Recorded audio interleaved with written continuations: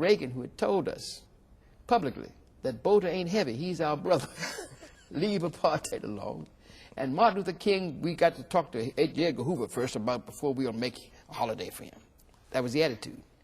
In 1984, he won by a landslide. And I said, well, traditional politics is not going to make it this time.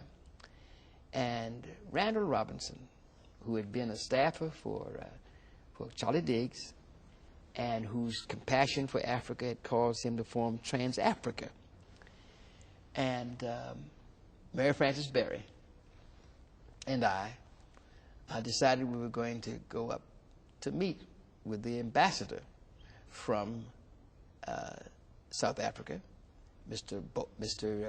Fauntroy, on Thanksgiving Eve, 3 hours before prime time, when ABC, NBC, CBS, AP, and UPI had nothing much to report but turkeys. And so we went up. And I'll never forget, it was about 2 in the afternoon, and he was anxious to get out because he told us, you know, this is Thanksgiving Eve, I have a whole lot to be thankful for, and I'm going home.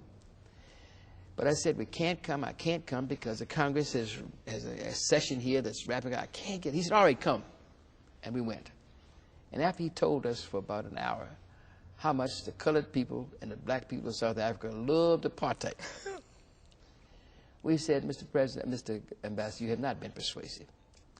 And unless you call Mr. Botha, he tells you right now that he's going to dismantle apartheid, we're going to sit in this office. Now, if he'd been a wise man, he'd have said, Mr. Fauntroy, it's Thanksgiving Eve. My wife is home fixing the turkey. I can almost smell it in the oven. I'm going home. Here's the key to the toilet. It's out there. This carpeting makes good sleeping. And there's a water fountain out there. I'll see you Tuesday. But he wasn't smart. You know what he said? I'll have you arrested. And he did it. And at about 4:30, thanks to a call that Eleanor Holmes Norton had made to alert the press that what we told them would be the case, that if they had a camera up there, they might see something on a slow day. We came out there, smack into cameras, in handcuffs, that took it around the country in a matter of minutes.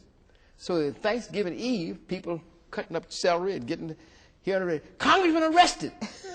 Someone said, was my son? No. Yeah, I knew he wasn't any good. No, this wasn't your Congress. It's some colored congressman from Washington. What did they get arrested for? Said something about apartheid.